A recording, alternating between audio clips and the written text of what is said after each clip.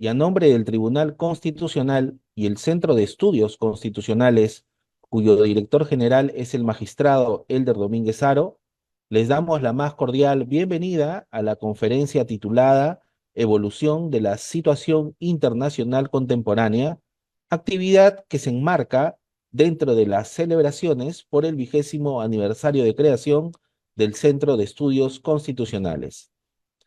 Esta mañana tendremos la oportunidad de escuchar y plantear preguntas al señor embajador Julio Hernán Garro Gálvez, a quien le extendemos un especial agradecimiento por haber aceptado la invitación que en su oportunidad le hiciéramos llegar. Pasaremos a describir brevemente la hoja de vida del señor embajador Garro Gálvez. Él es licenciado en Relaciones Internacionales y diplomático de carrera de la Academia Diplomática del Perú. Cuenta con una maestría en Relaciones Internacionales en la Fletcher School of Law and Diplomacy, Boston, Estados Unidos de América.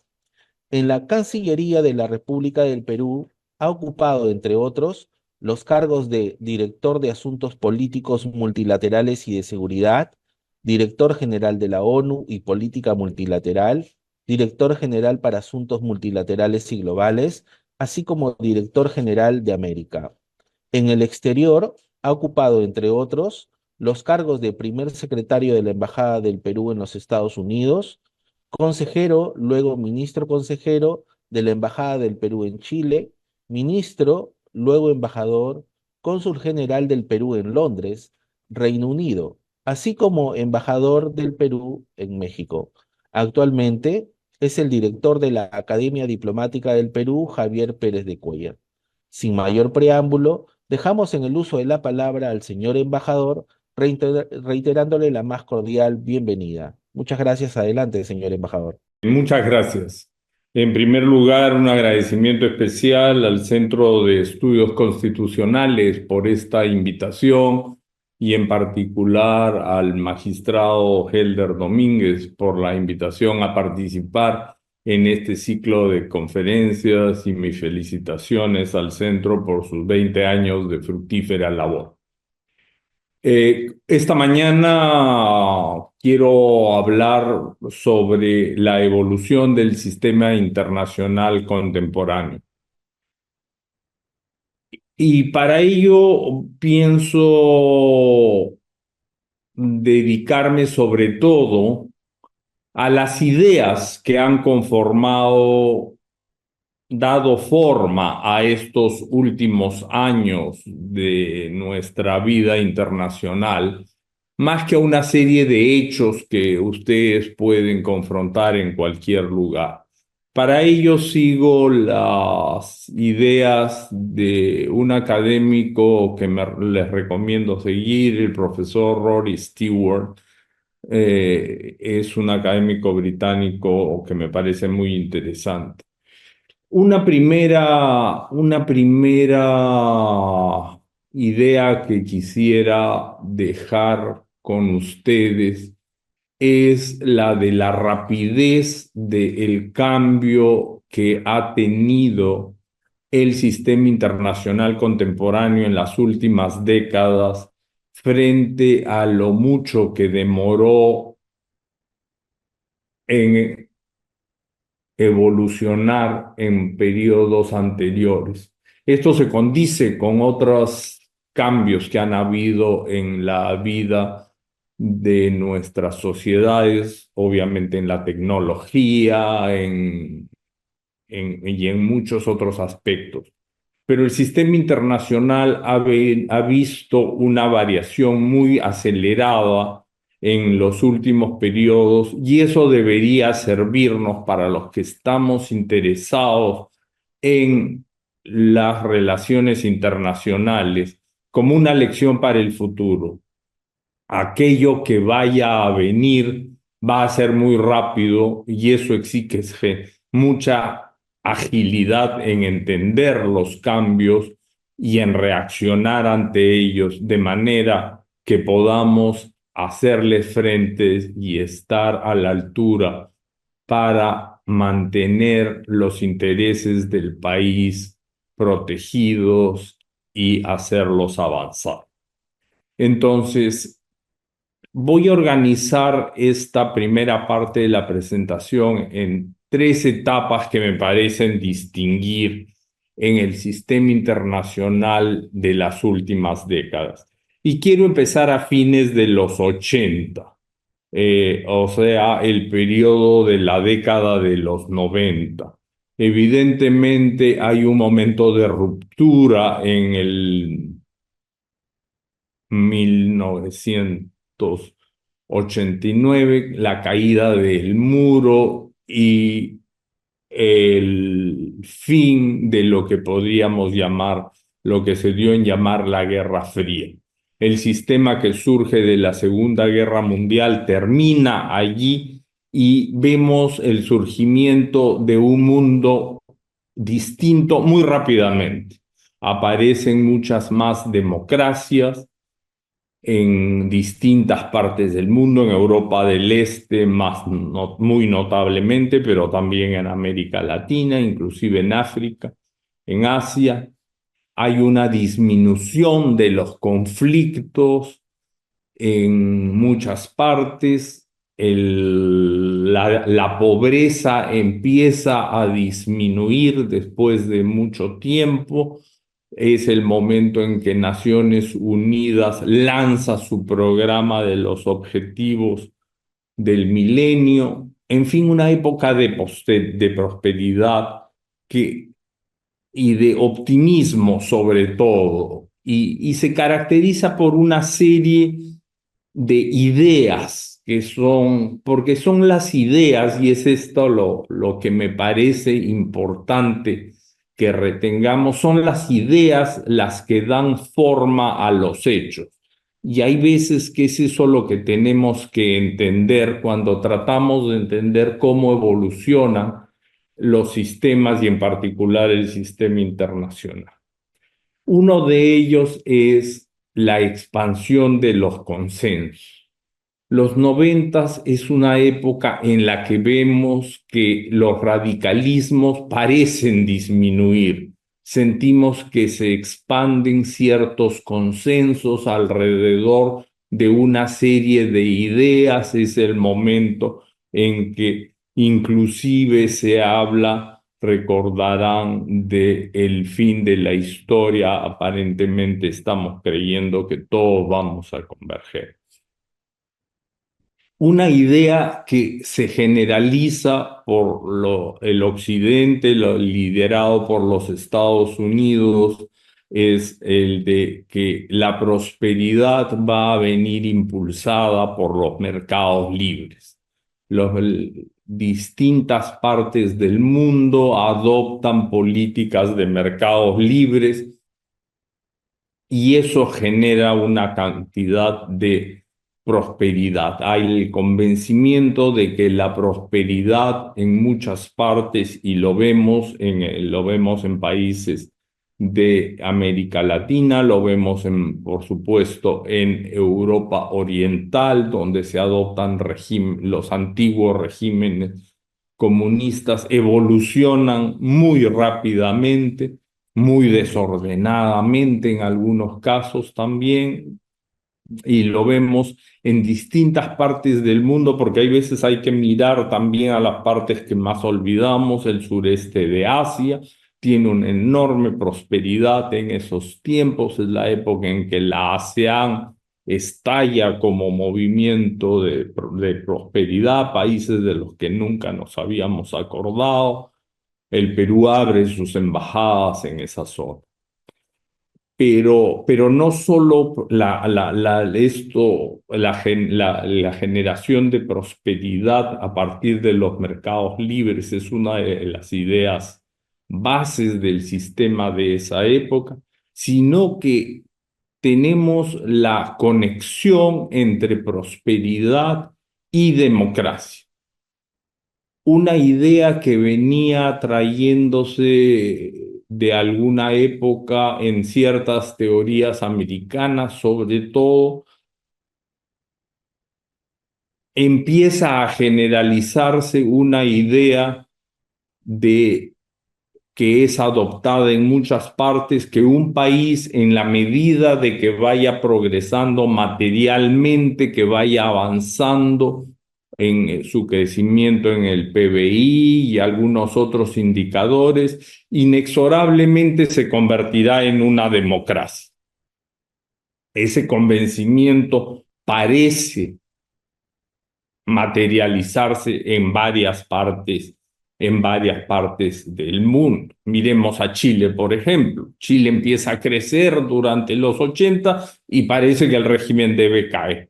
El régimen de Pinochet debe caer. Vemos Filipinas, el régimen de Marcos cae porque hay un crecimiento económico. Entonces, entonces el razonamiento parece inexorable y es asumido por muchas partes.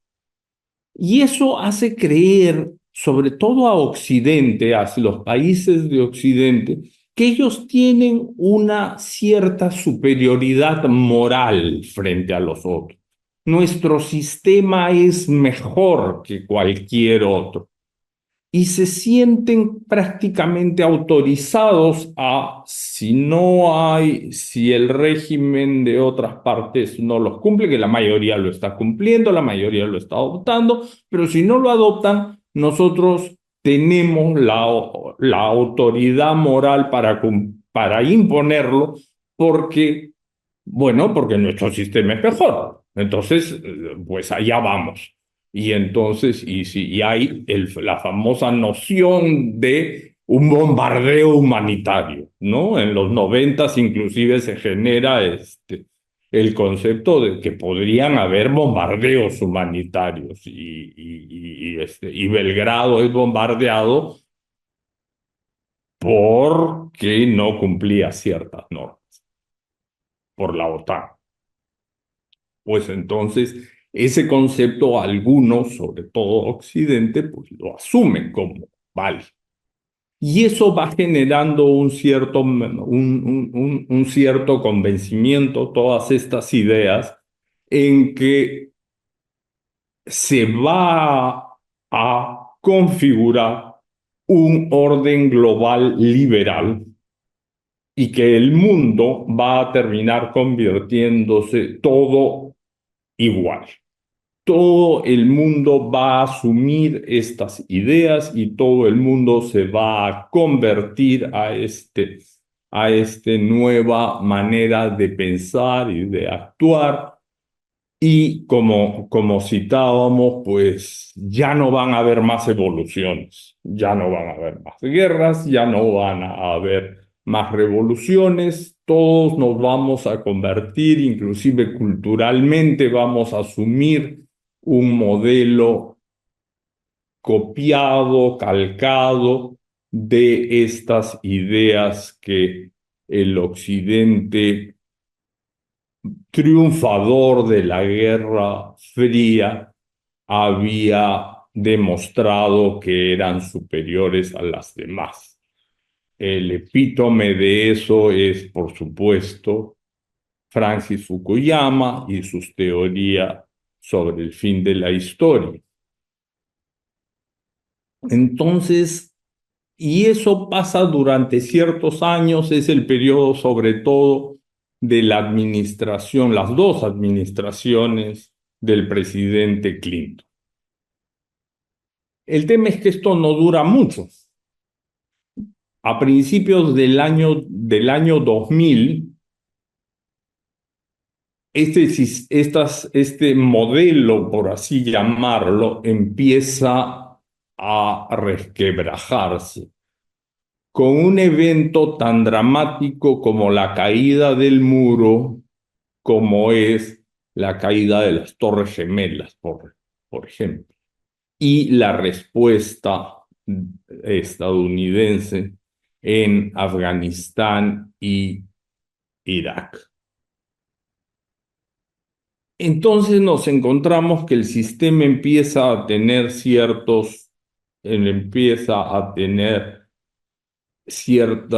a generar ciertas preguntas y dudas.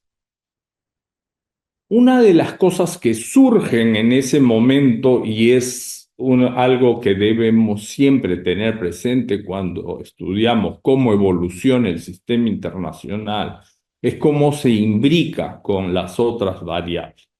Y en este caso es con la tecnología, porque la tecnología siempre va a tener que ver, es probablemente uno de los elementos que marca a la evolución de los sistemas tanto internos como externos. Y en este caso, lo que surge para el 2003, recordaremos, es el señor Zuckerberg y las redes sociales. Y empiezan a aparecer las redes sociales que permiten a todo el mundo atacar estas nociones de consenso que una década atrás nada más estaban tan fuertemente arraigadas o parecían estar tan fuertemente arraigadas.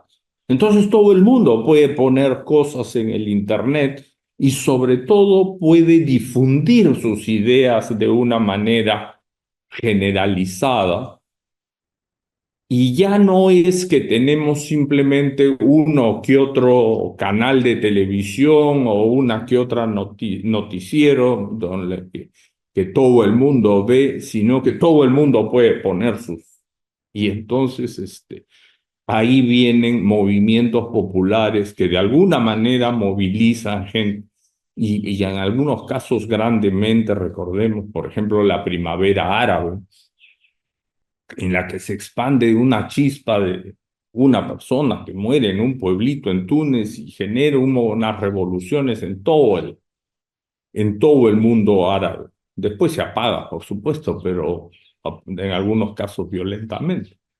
Pero es solo un ejemplo de cómo el disenso puede expandirse a partir de esta nueva tecnología. Y empieza a surgir también junto con eso, pues una duda sobre la conexión entre los mercados libres y la prosperidad, a partir de la famosa crisis del 2008.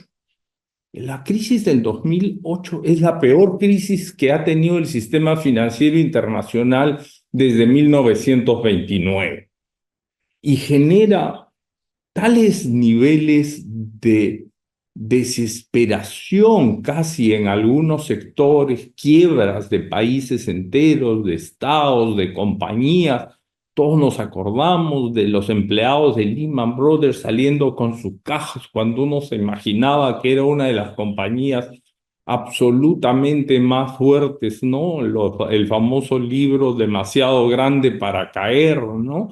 Que uno pensaba que era imposible que esas fábricas, que ese tipo de instituciones financieras quebraran, y quebraron de un día para el otro. La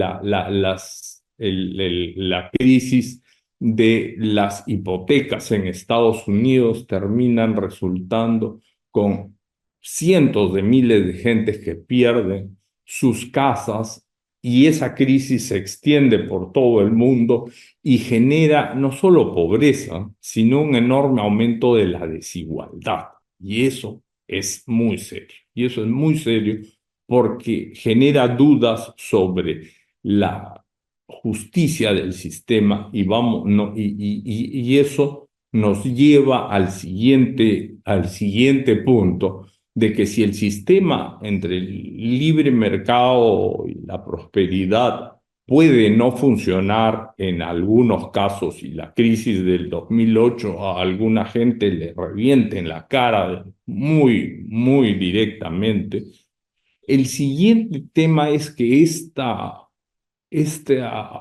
conexión hacia la prosperidad pues también se puede extender a la democracia, porque empiezan a comparar con un nuevo actor que surge por esa época y que es el modelo chino. China para entonces está creciendo a ritmos de 10% con con un modelo autoritario que definitivamente no es la democracia occidental que 10 años antes se pensaba que iba a ser el modelo universal. Entonces la conexión parece ya no ser tan evidente. Alguna gente empieza a dudar de la conexión de eso.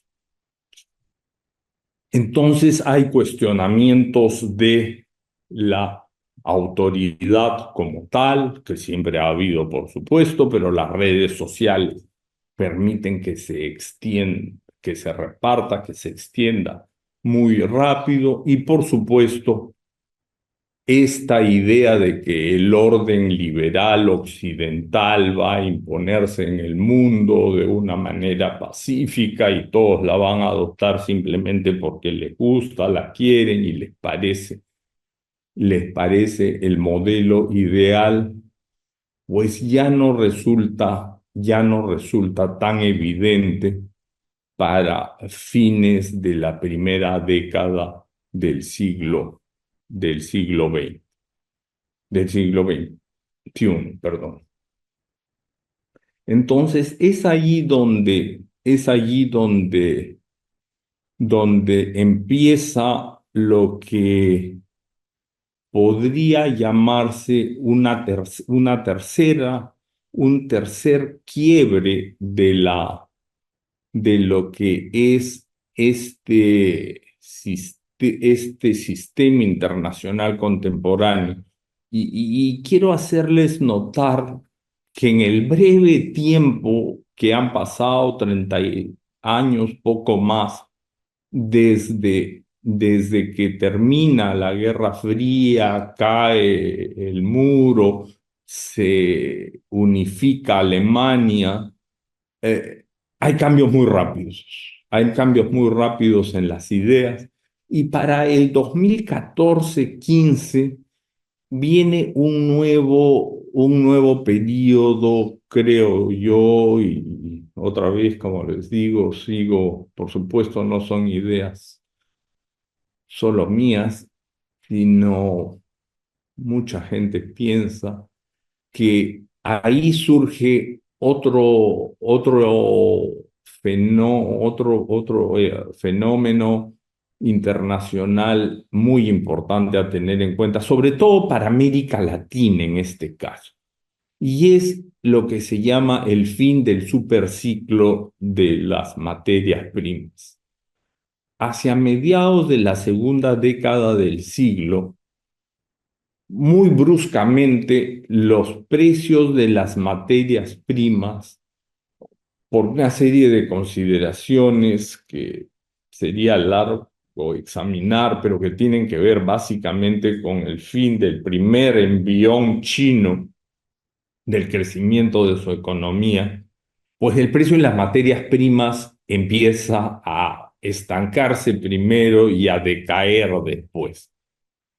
Y eso es un golpe muy fuerte para las economías de la mayoría de países en desarrollo y en particular para los de América Latina y genera grandes crisis, muchos de los cuales todavía sus efectos se están sintiendo en nuestros países.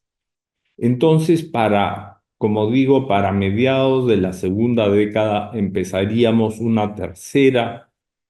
tercer periodo que de alguna manera algunos teóricos llaman la era del populismo, porque a diferencia de crisis anteriores, como digo, en el caso de América Latina, por ejemplo, que eran crisis financieras, esta se genera en la caída de los precios de las materias primas. Las materias primas durante la primera década habían tenido unos precios muy altos que habían permitido, pues, a Colombia, por ejemplo, tener precios altísimos y a México para el petróleo, ya no se diga para Venezuela, que le permitieron a sus regímenes tener sistemas generosos en los precios de los minerales en países como Chile, Bolivia, el Perú.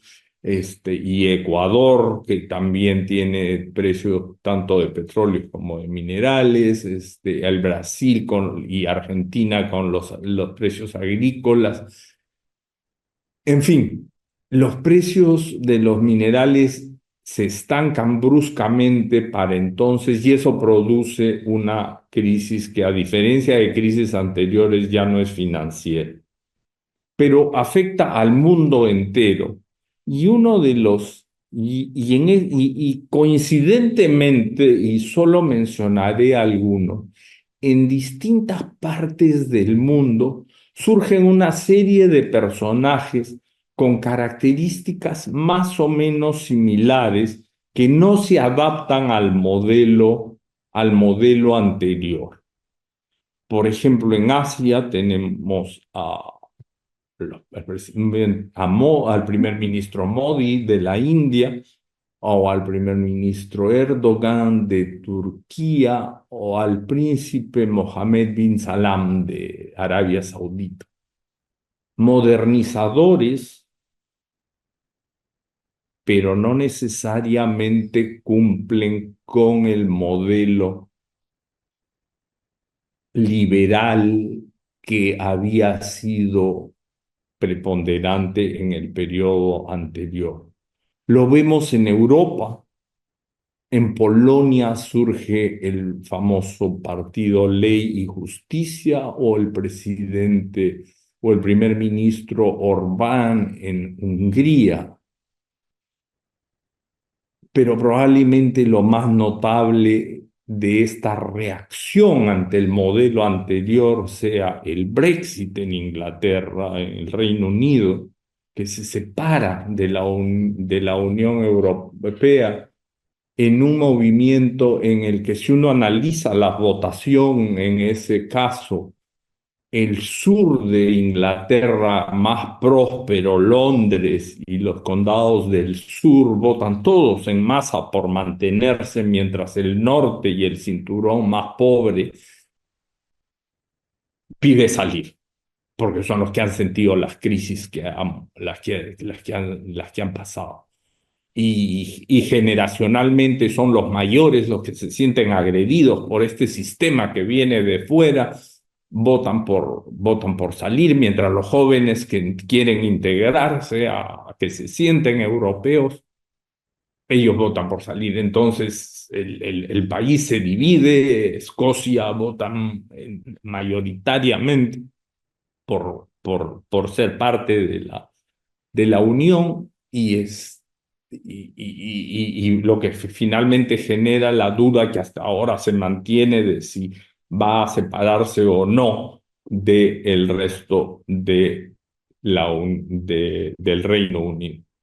Y también lo vemos en el África francófona, donde había habido durante las primeras décadas de este periodo que estamos analizando un crecimiento sostenido del modelo liberal, democrático y económico. Hay un retorno a regímenes militares, lo estamos viendo en Mali, en Níger, lo estamos viendo en Burkina Faso y prácticamente en el Gabón, que el golpe de Estado se evitó por cuestiones coyunturales. En fin, en muchas partes del África también está habiendo estos, y qué decir de América Latina, donde vimos pues al presidente Bolsonaro de Brasil o al presidente Bukele de El Salvador, donde hay tipo este esquema, este modelo de líderes encuadran en distintas partes del mundo, de los que por supuesto el arquetipo es el presidente de los Estados Unidos, el presidente Trump, elegido en esta elección del 2016, justamente en este periodo en el que estamos analizando, y que encarna de la manera más visible una serie de características que rompen, creo, con las ideas anteriores. Y una primera idea de este último etapa es la del colapso del consenso. Simplemente si uno ve todos estos países o regímenes de los que hemos conversado brevemente, y uno ve que el consenso prácticamente ha desaparecido. Los partidos son antagónicos, los votos se van hacia los extremos, tenemos una formación política que tiende hacia la confrontación antes que al consenso. Viene acompañado de una expansión de la idea de que los mercados libres no necesariamente han funcionado para todo el mundo. Esas ideas se generalizan en muchas partes y hay un cierto descrédito del famoso consenso de Washington, que en su momento era la norma estándar,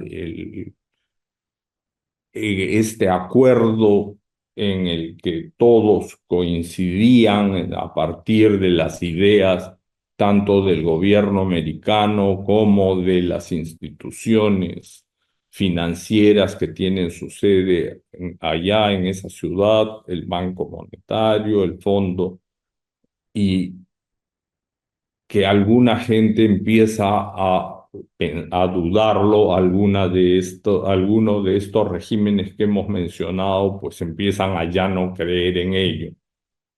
Y junto con ello surge la duda, este tipo de líderes, algunos de ellos, empiezan a generar dudas entre la relación de prosperidad y democracia, pues generan la duda de qué es más importante, si la prosperidad o la democracia. Es más importante qué prefiero como persona. Suele ser ese el mensaje. ¿Tú qué prefieres como persona? ¿Prosperidad o democracia? ¿Seguridad o democracia? Y eso da el surgimiento de ciertos líderes y tiene su correlato en la realidad, porque en la práctica disminuyen las democracias en África, disminuyen las democracias en América Latina y disminuyen democracias en muchas partes, en Europa disminuyen las democracias, a cambio de prosperidad y seguridad en muchos casos. Simplemente se aceptan en algunos casos se aceptan líderes autoritarios a cambio de estas otras alternativas. Y esto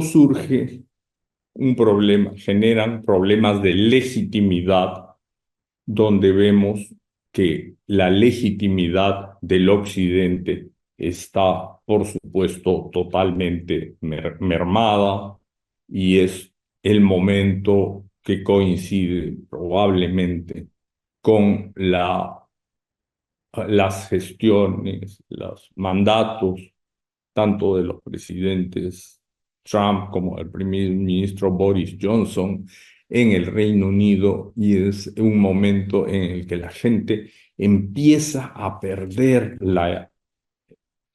totalmente la idea de que este orden liberal se vaya a imponer en el mundo. Entonces, cabría preguntarse qué es lo que viene. Y, por supuesto, hacer pronósticos es siempre peligroso y aventurado, pero simplemente para empezar a pensar quizás nos cabe asumir que lo que tendremos en vez de este sistema de impuesto, de un modelo, sea un sistema multilateral en el que lo que se ha dado en llamar el Global South, el sur global, que es la reencarnación de lo que en algún momento se llamó, se dijo que los países en desarrollo, el tercer mundo, porque evidentemente son palabras que ya no pueden expresar, decirle, no, ya no pueden expresar la realidad actual de países pues como la China, decir que es un país en desarrollo, o la India, o Taiwán.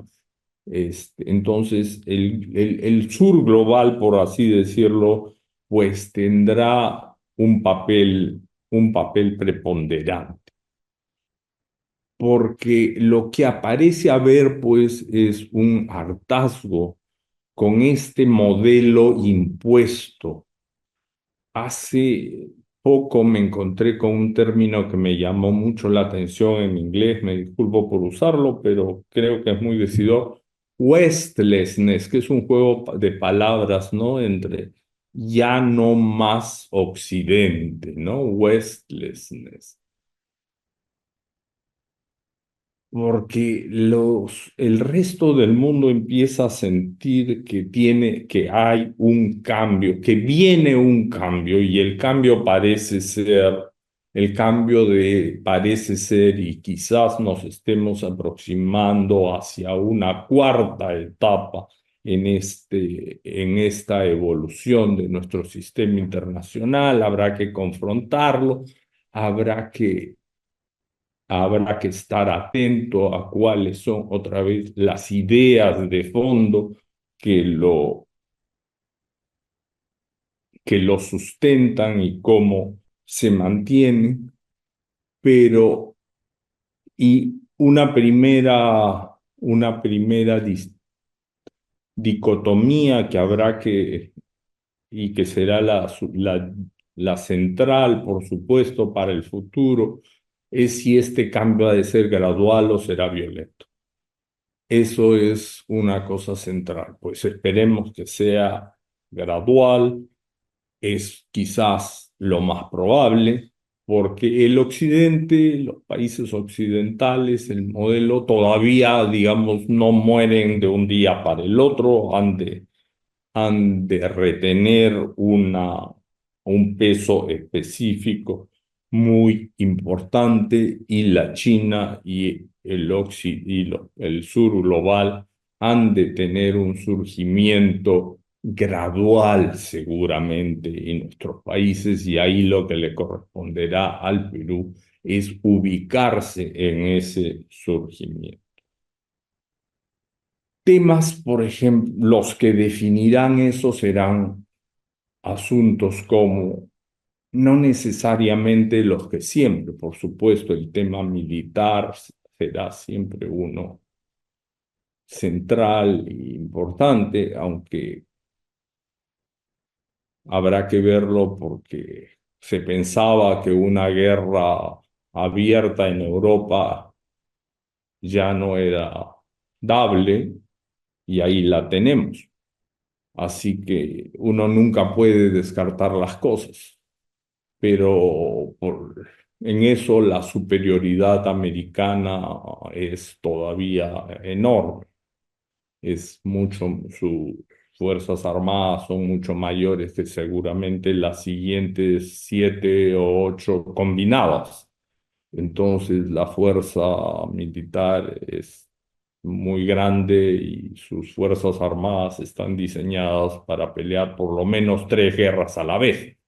Entonces ese es un factor que permanecerá un tiempo. Pero hay otros factores que siempre hay que mantener presentes, como será el de la economía. Los Estados Unidos siguen siendo gruesamente un cuarto del PBI mundial. mientras la China todavía no llega al quinto, a un quinto, andará por el 18%, una cosa así. Claro que si uno lo mide como la capacidad de compra, el PPP, el Power Purchasing Parity, la cosa cambia. Ahí los chinos quedan mejor posicionados que los americanos, inclusive por muy poco, pero, o sea, vemos las tendencias a las que van. Seguramente todavía mantendrá su hegemonía los Estados Unidos, pero la tendencia parece clara.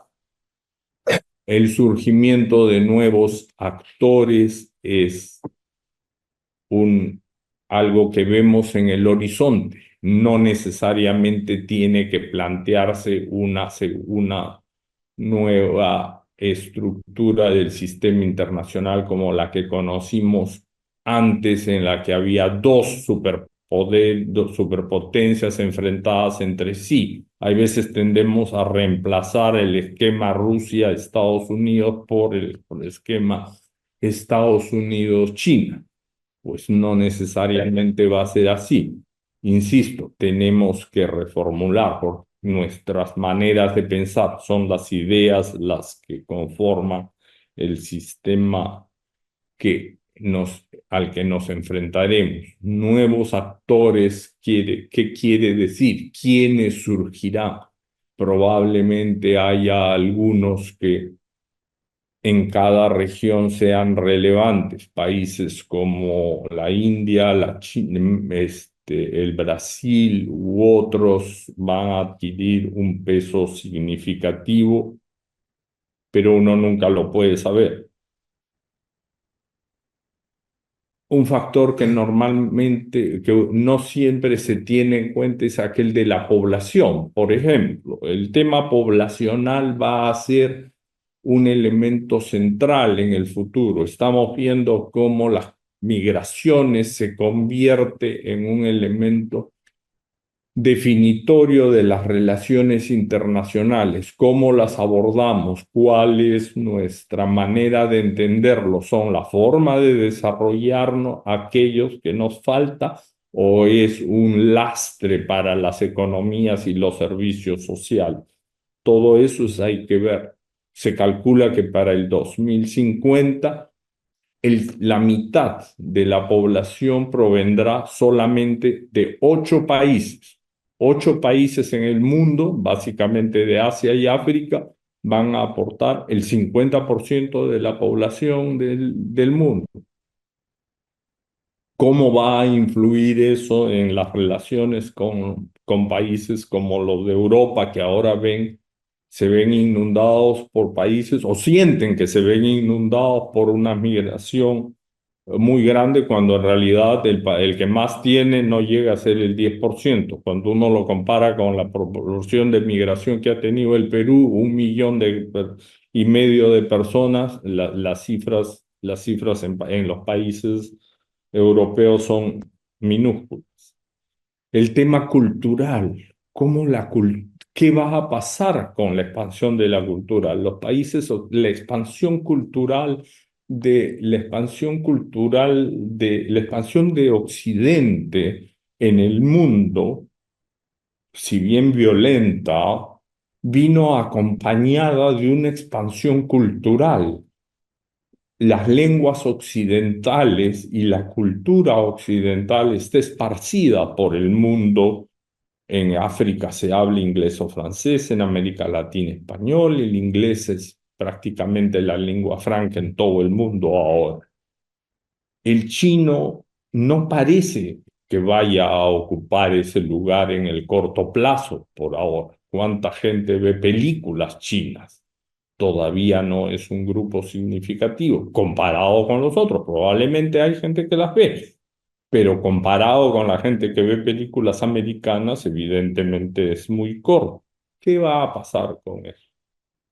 Y por supuesto, nunca podremos descartar, como decía hace un momento, que la evolución inmediata del sistema internacional sea violenta.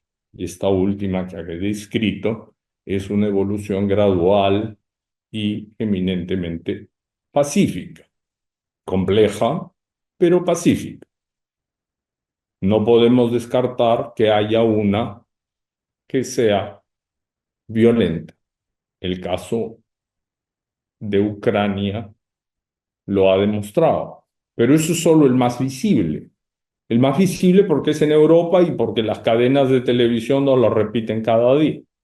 Pero lo tenemos en África, lo tenemos en el Darfur, en el Sudán, lo tenemos en Bangladesh, lo tenemos en Gaza, no, obviamente por enésima vez en Palestina, lo tenemos en tantas otras partes del mundo, y, pero ninguna de ellas involucra a las grandes potencias todavía. Pero ¿qué pasa si las crisis como las que ya han habido y las escaramuzas en el Golfo, en el estrecho de Taiwán, llegan a una confrontación abierta?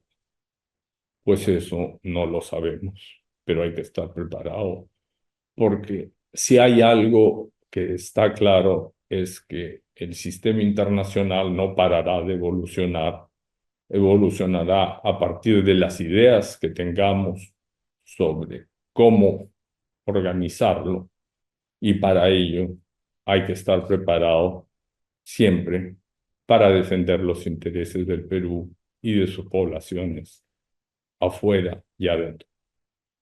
Y con eso les agradezco su atención y la invitación para hablar en este seminario.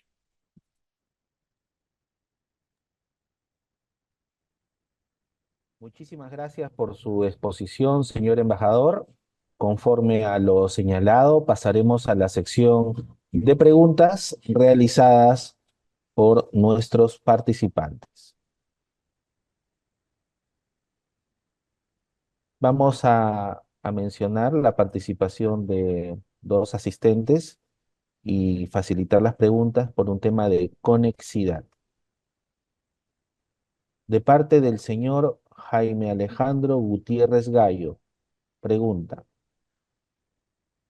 en el panorama internacional actual de la crisis de conflictos armados en Ucrania con Rusia, Israel con Hamas en la Franja de Gaza, o en los conflictos internos en gobiernos dictatoriales en Venezuela, en Cuba o Nicaragua, ¿por qué la ONU no hace prevalecer los mecanismos de la diplomacia para lograr imponer la paz en el mundo, para evitar cientos o miles de muertes por la guerra y o desterrar los gobiernos dictatoriales?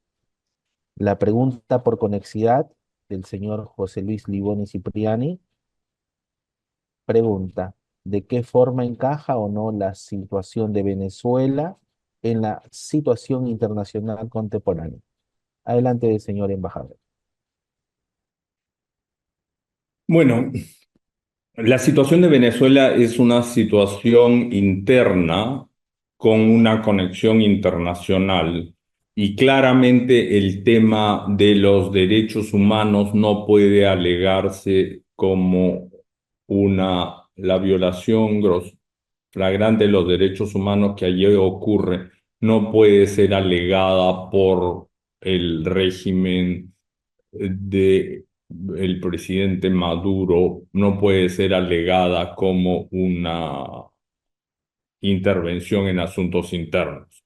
En ese sentido, la comunidad internacional, y en particular la regional, a través de la organización regional, la OEA, ha tomado cartas en el asunto y se ha manifestado.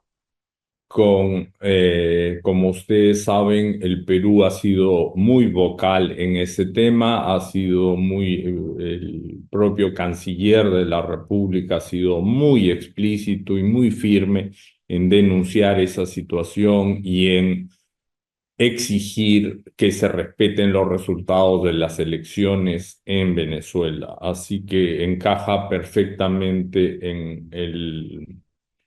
en la situación internacional la grave violación a derechos humanos y a la democracia que está ocurriendo en Venezuela, puesto que el compromiso interamericano en defensa de la democracia es concluyente. Todos somos parte de la Carta de la Organización y de la Carta Democrática. El tema de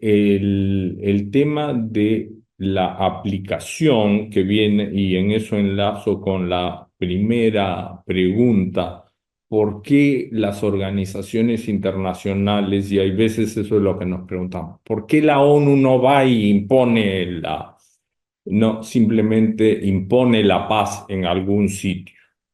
Bueno, porque las organizaciones, lo que hay que entender es que las organizaciones internacionales son lo que los países quieren que sean. Las organizaciones internacionales no existen más allá de lo que los países les permiten ser. Tienen una secretaría que cumple funciones administrativas, pero las decisiones políticas las toman los estados.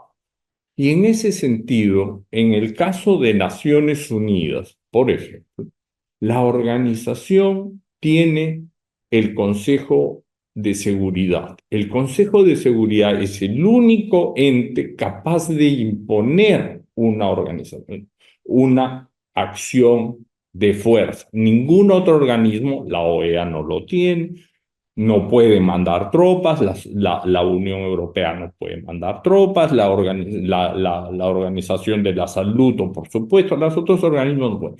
Entonces, en Naciones Unidas, solo el Consejo de Seguridad puede puede hacer una acción de fuerza y mandar tropas, lo que era la primera pregunta, y imponer la paz. Pero eso solo lo puede hacer si los 15 países que lo integran toman una decisión. Esos 15 países representan, es la teoría, al resto de la membresía, al mundo entero.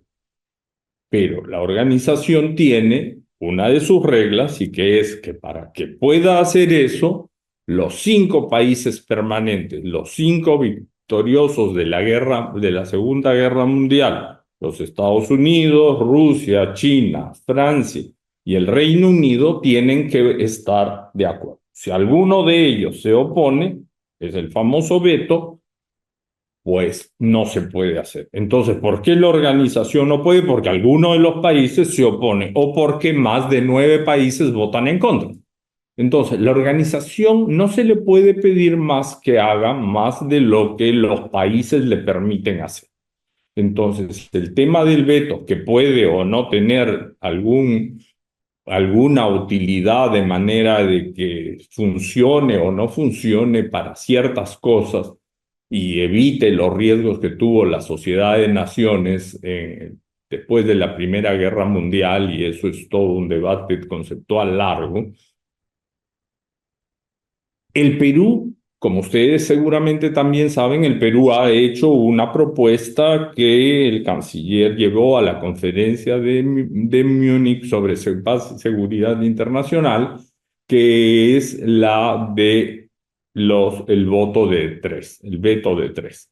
Es decir, que para que se consolide, para que se pueda impedir una acción, no sea solo un país, sino que tenga que haber 3 países. De estos 5, 3 estén en contra y que tengan que explicar por qué están en contra.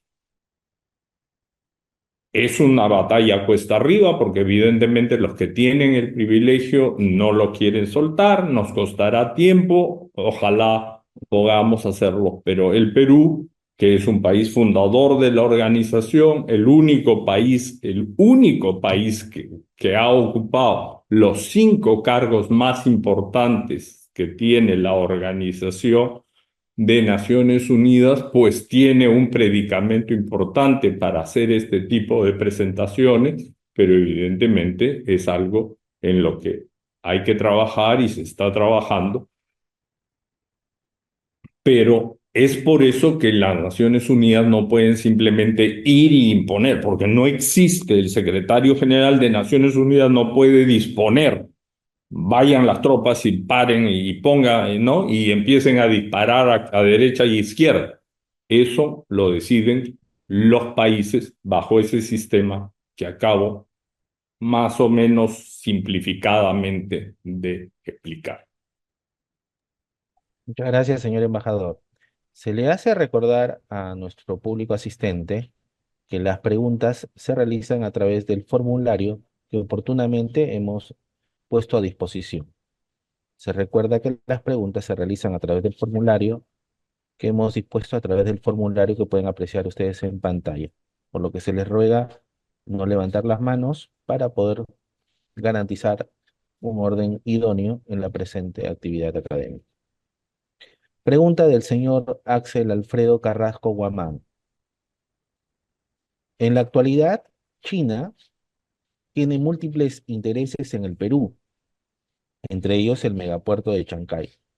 En caso de una confrontación entre China y Estados Unidos por la isla de Formosa en Taiwán, ¿estas infraestructuras o el mismo comercio China-Perú se vería perjudicado? Como dije hace un momento, hacer predicciones sobre lo que va a pasar en el futuro es siempre aventurado. Lo más probable en este momento es que no haya es que no haya una confrontación de ese nivel. Y si la hubiera, no solamente se vería afectado la relación, la vinculación comercial peruano-chilena, peruano-china, sino evidentemente todo el sistema internacional comercial se vería afectado. Taiwán, como ustedes saben, es el principal productor de los microprocesadores, los chips que producen, es prácticamente el único productor de todos los chips del mundo. Prácticamente se pararía la producción de computadoras, teléfonos y prácticamente todos los aparatos del mundo.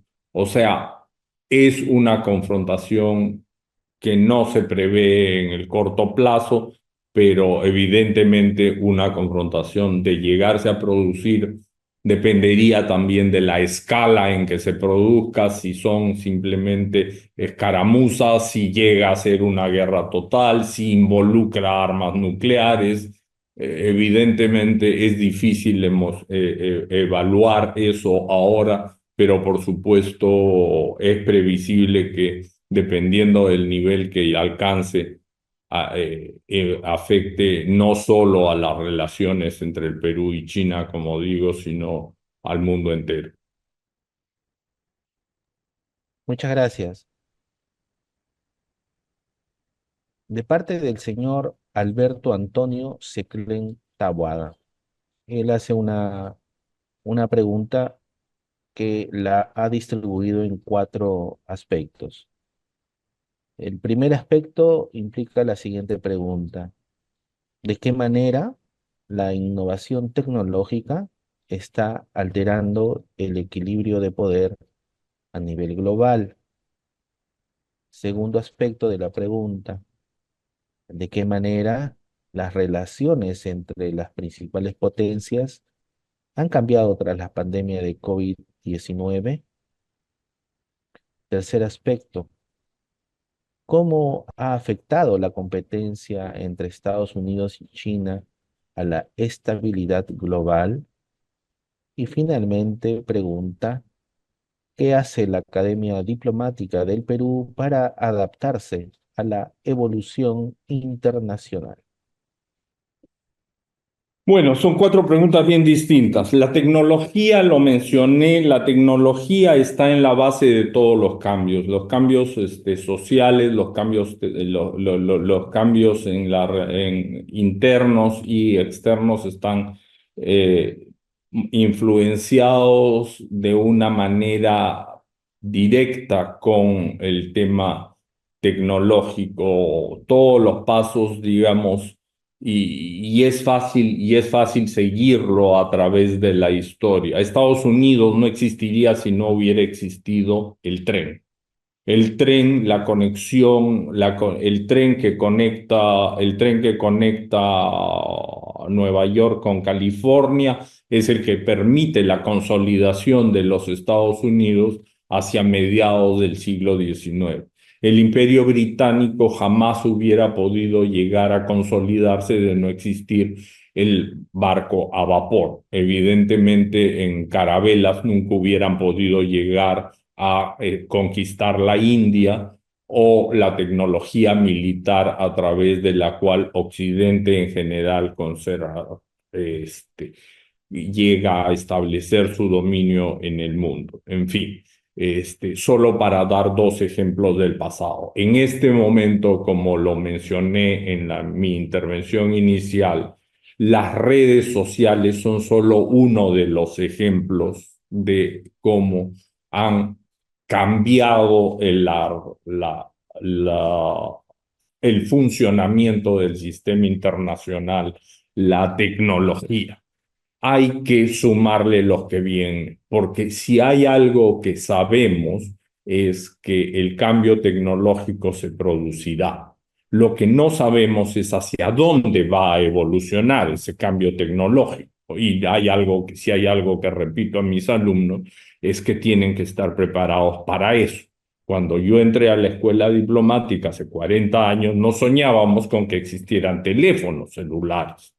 Y los teléfonos celulares que ahora pueden hacer mucho más que la primera computadora que me compré cuando era primer secretario, es decir, estaba a mitad de carrera, ahora es indispensable para la labor de cualquier funcionario y me comunico desde el canciller hasta a- al más joven de mis colegas a través de eso y a través de eso mandamos las comunicaciones a la China o a la secretaria que está en el otro escritorio.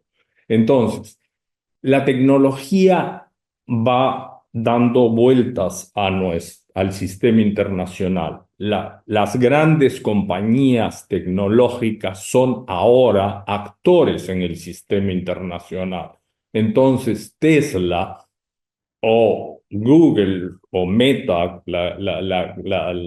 el pariente, la compañía madre, ese tipo de compañías, las grandes compañías son actores en el sistema internacional tan o más importantes que los países.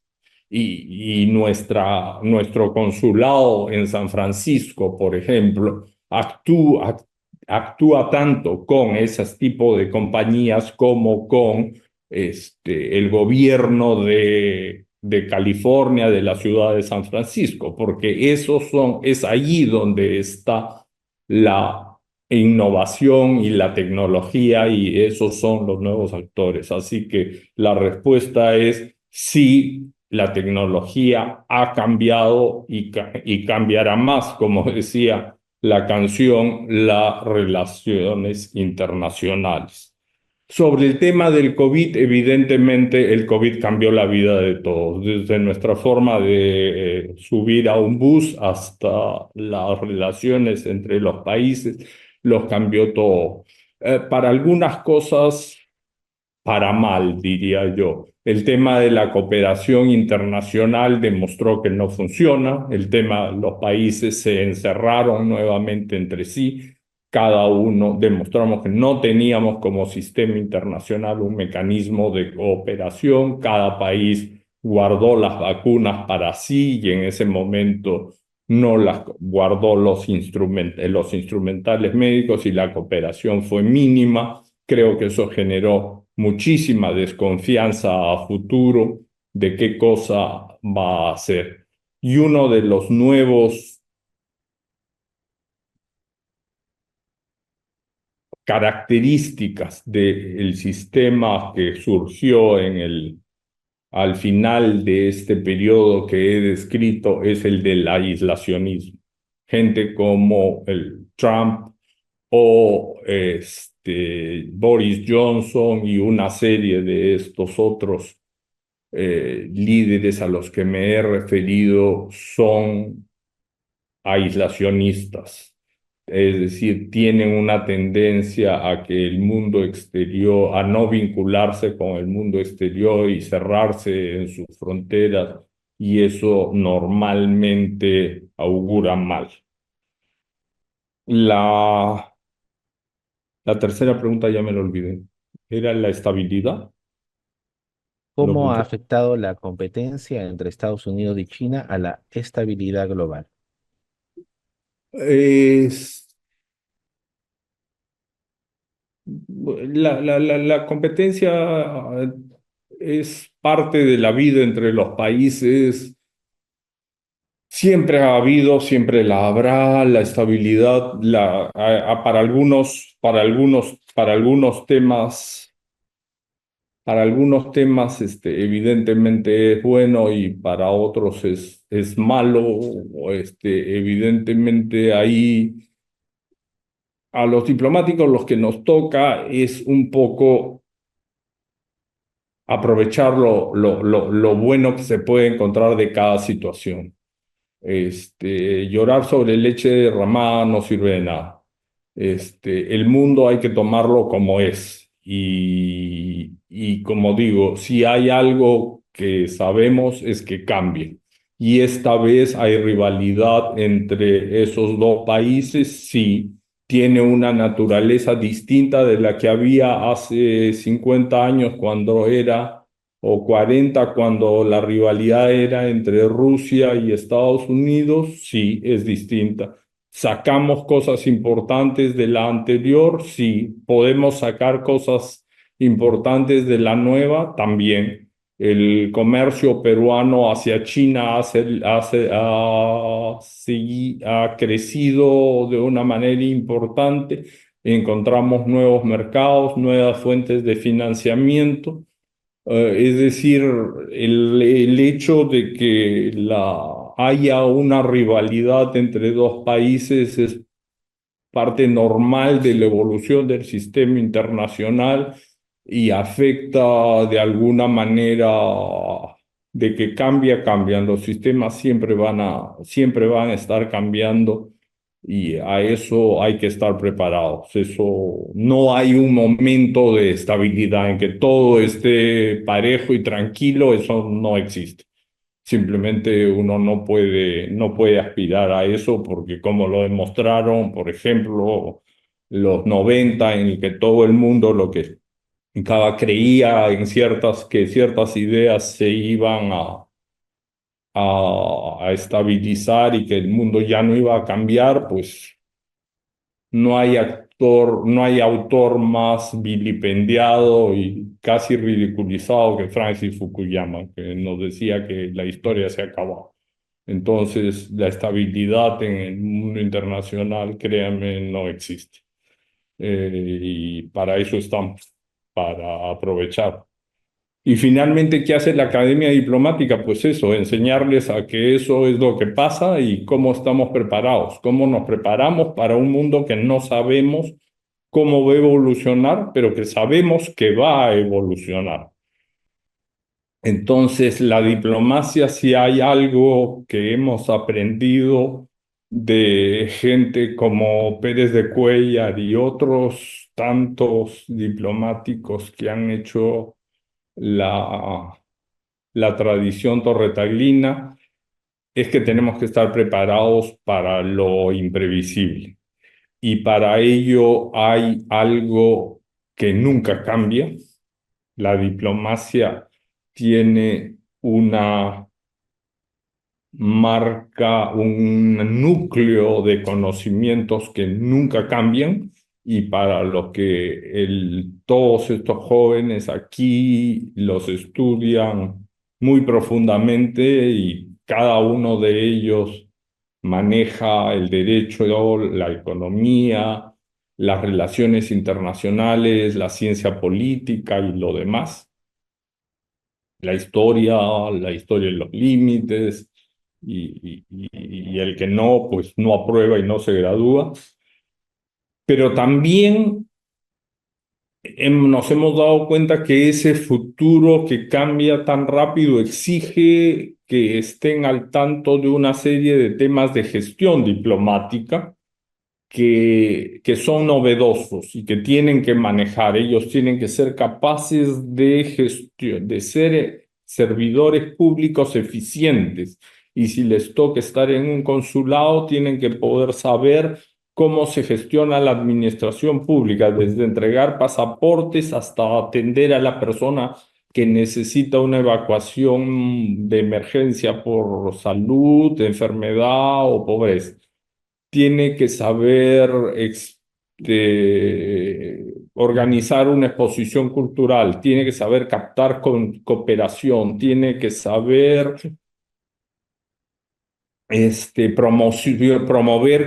promover comercio y una serie de otras actividades.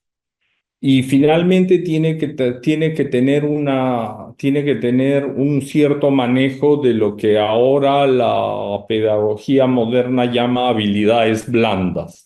Tiene que tener empatía, tiene que saber negociar, tiene que saber trabajar en equipo, tiene que saber hacer, tomar decisiones, tiene que saber de ética, por supuesto, tiene que más saber de manejo de crisis, y eso la pedagogía actual lo ha estudiado, hay profesores, tenemos cursos, en algunos casos seguimos currícula de universidades en el exterior. Tenemos cursos de profesores que vienen o visitantes, y porque tienen que estar entrenados, y por supuesto, pues hablar idiomas. Entonces, en resumen, los entrenamos para que retengan lo mejor del pasado y estén listos para un cambio que no sabemos cuál será, pero que sabemos que vendrá.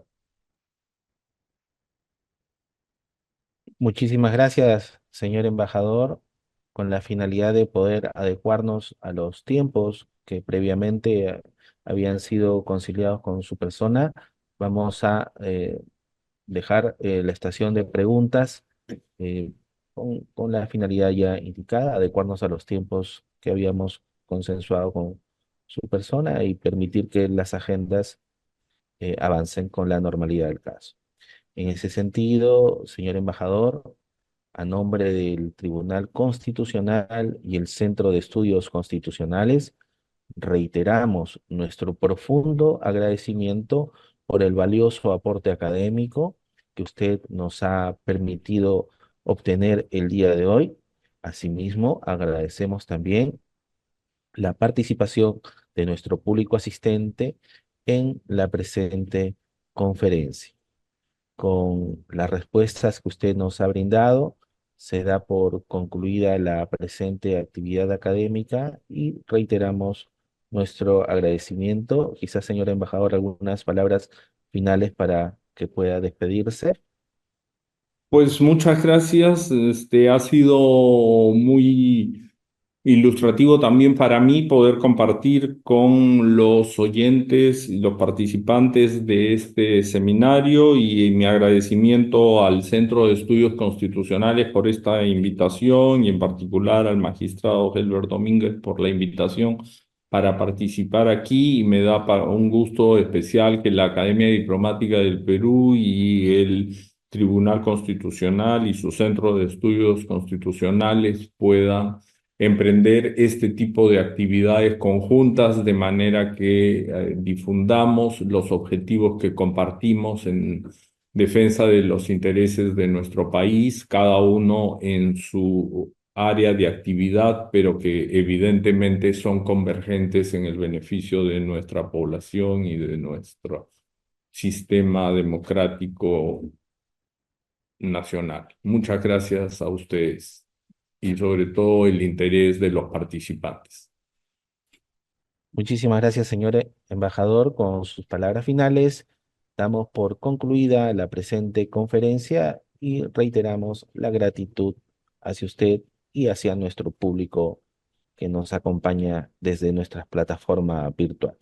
Muy amable, muy buenos días. Buenos días.